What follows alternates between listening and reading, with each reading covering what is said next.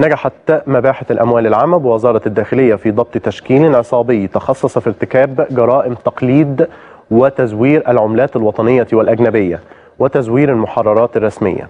كانت معلومات وردت لإدارة الأموال العامة تفيد تداول بعض العملات الوطنية المقلدة بمحافظات وسط وغرب الدلتا ومن فئات 20 و50 و100 و200 جنيه. وأسفرت التحريات أن وراء تلك الوقائع تشكيل عصابي يتزعمه مدير إحدى الشركات السياحية، بالإضافة ل3 آخرين بينهم سيدة.